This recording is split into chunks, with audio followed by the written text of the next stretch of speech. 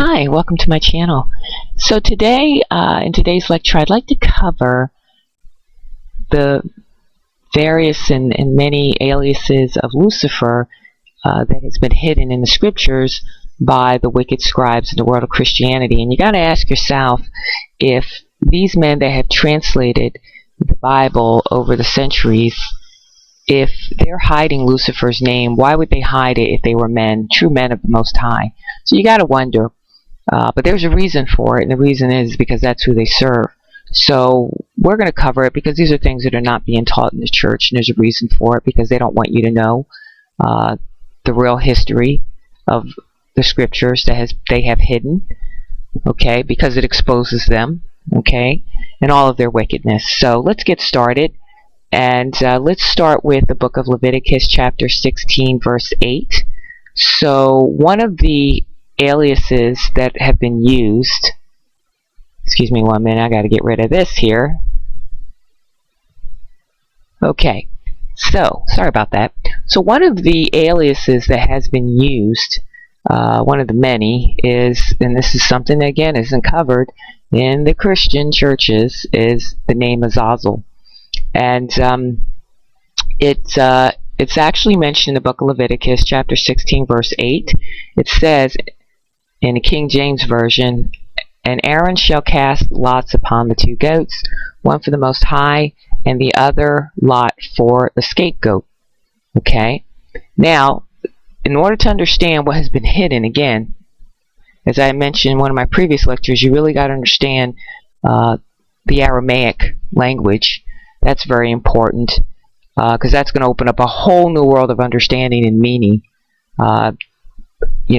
of the scriptures. But also you have to always look at more than one translation, because you really learn a lot.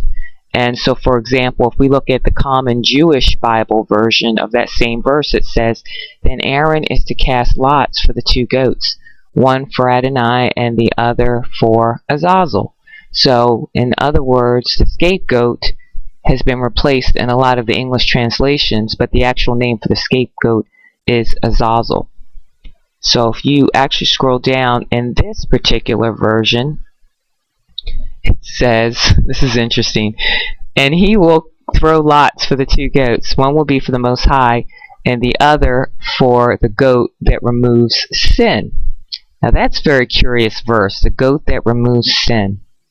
The scapegoat, Azazel, it says in parentheses, meaning uncertain, perhaps a geographical name. So let's keep that in mind. They're saying they don't know the meaning. They know the meaning, okay? Let's keep going here. We're going to look at one more translation. So let's look at the New American Standard Bible. It says, "Aaron shall cast lots for the two goats, one for the Most High and the other lot for the scapegoat." So again, Azazel's name is being replaced by scapegoat. Okay, it's essentially being hidden in a lot of the English translations. But if you look at, let's say, for example, the Orthodox Jewish Bible, it says, "And Aaron shall cast lots upon the two goats, one for the Most High, and the other lot for Azazel." They're actually telling you his name. So this now, it may very well be his actual name, the name of Lucifer. And how do we know this? Well, let's look at the book of Enoch. In the book of Enoch, if you don't know anything about the book of Enoch, it covers additional history. And this was one of the books that was part of the scriptures, one of the many books, over 200 books that were removed by the wicked men in Christianity prior to the 4th century. Obviously, because it exposed and discussed, it actually has history that they wanted to remain hidden, and that they additional details that were part of the original scriptures known as the Old Testament, that they call in the Christian world today, that they did not want people to know. So they removed the book, one of many books. And by the way, this book was found in Aramaic in the caves of Qumran, known as the Dead Sea. It was one of the Dead Sea Scrolls that were found. So, which proves that it was part of the original Testament, the Old Testament of what you call in today's world so-called Bible, which is really the scriptures. So let's take a look. The book of Enoch covers a lot of history. One of the main history, and I'm not going to really cover that today, but we'll cover that in another lecture. It talks about the Book of the Watchers, which were angels or shepherds. There were about 200 of them, and there were chiefs that were put, or they were given the authority over the other angels that made, how should I say, well, I'm not going to get really too deep into the history, but essentially they did something that they really weren't supposed to do, and Azazel was one of the chief watchers who was punished as a result of that. And again, we're going to cover what actually happened in the Book of the Watchers, which is part of the Book of Enoch, another time. It's also mentioned in the Book of Genesis chapter 6, but it covers it in more detail in the Book of Enoch. But Azazel was one of the angels who was one of the chief leaders who received the preliminary punishment and was primarily blamed for a lot of the misleading the other angels for a couple of reasons. He did some things. He taught human beings things they weren't supposed to know, like he gave them knowledge of how to make weapons of war, even how to, women, how, essentially makeup. Okay, so there were things that were hidden that he was not supposed to reveal, nor these other angels, to humankind, that was revealed. And Azazel was one of the chiefs that was really blamed for a lot of it. So at any rate, he received the preliminary punishment, and it says here, Azazel, as the chief offender and leader, is first punished. The preliminary punishment of Azazel is described in verse 4 and 5, and the final one in verse 6. Azazel was conceived as chained in the wilderness into which the scapegoat was led. And that's what was covered in the book of Leviticus chapter 16 verse 8, that apparently is part of the atonement offering. Aaron would choose 2 goats and I guess draw lots, and the goat, there was one lot that was, as it mentioned, go back to that, there was one lot that was cast for the Most High, and the other one for Azazel. And the one that fell on Azazel, that goat was led until the goat was led into the wilderness. And it mentions it here, some additional in this particular verse, in this passage, in this version. It says, Aaron will offer the bull of his own absolution offering in order to make atonement for himself and his household. Then he will set the 2 goats before the Most High at the entrance to the tent of meeting and cast lots over the 2 goats, one for the Most High and the other for Azazel. He will offer the goat on which the lot to the Most High falls as an absolution offering. Okay, that was called the atonement offering. And then the goat on which the lot for Azazel falls will be sent out into the wilderness to Azazel to make atonement. Now what's interesting about this is that, so one goat was led into the wilderness. Now, there's something going on here, and this is maybe this is something we'll cover in another lecture, because it says that a goat was led out in the wilderness to Azazel, but what's interesting is here it says in the book of Enoch, Raphael was instructed by the Most High, it says, bind Azazel hand and foot and cast him into the darkness and make an opening in the desert which is in Dudael and cast him therein.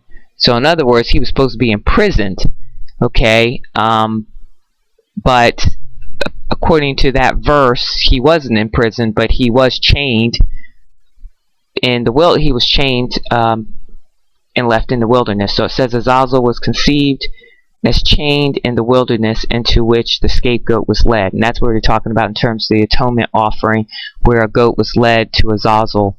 But what's interesting, it's saying that he was cast into darkness and made an opening in the desert in Dudael. So there's something there that just really doesn't make sense. Either he was imprisoned in, in an opening, which would have been a hole in the desert, or he was just chained somewhere in the desert.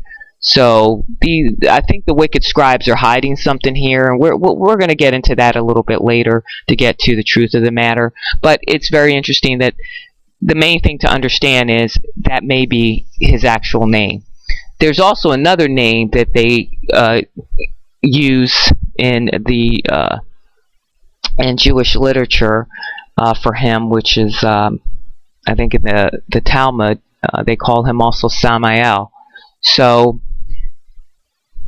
again, a lot of aliases, but that's one of his names, and it may be his name, Azazel, or it could be the other name. I mean, we really don't know. But the reason why I suspect that Azazel may be his name is because what's interesting is, I don't know if you ever saw that movie X-Men. I want to say it's maybe the third movie, but in the third movie there is a character that he plays one of the, not X-Men, but one of the he plays, his name is Azazel, and he's a red, he plays essentially the devil. and he's one of the X-Men's adversaries, but his name is Azazel, and he actually he can what can he do, like the X-Men, I forget the X-Men, what is it, Nightcrawler, he can what do you call it, he can teletransport. Well, the same thing with Azazel in the third X-Men sequel. He actually can teleport, and he's red.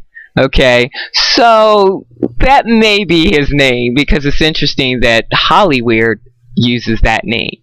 So just interesting stuff there. You might want to watch that, or the next time you do see that third movie, pay attention.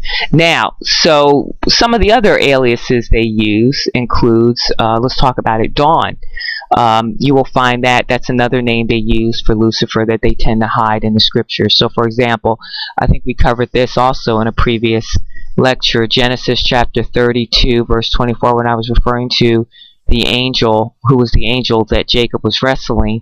It says, and Jacob is left alone, and one wrestled with him till the ascending of the dawn. So when we go look at that, the ascending of the dawn, let's see what that actually means. Again, dawn meaning Shakar is the Hebrew translation, or Aramaic. And again, what does dawn mean? Well, if we look at what dawn means, okay, sorry, that was in the other verse. It says dawn, morning. There's ascribed to wings, son of the morning, used of Lucifer, for example, the morning star.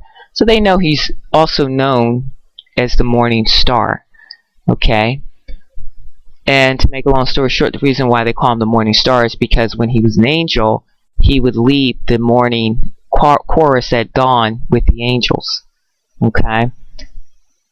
So, morning star is also mentioned in the scriptures. Let's see how many times the passage is mentioned.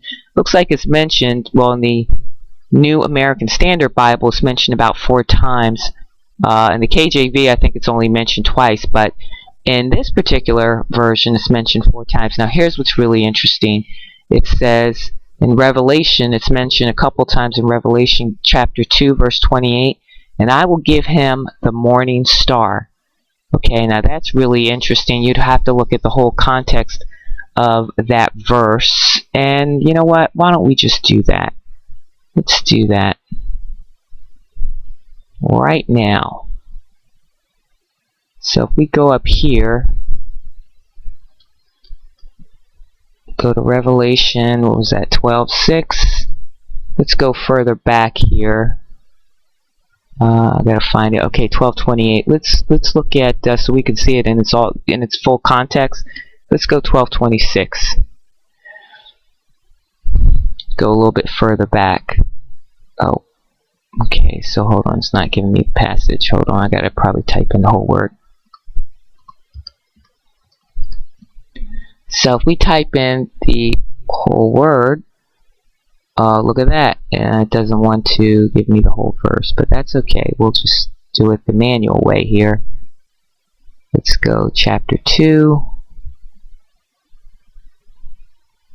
Usually it should take you there.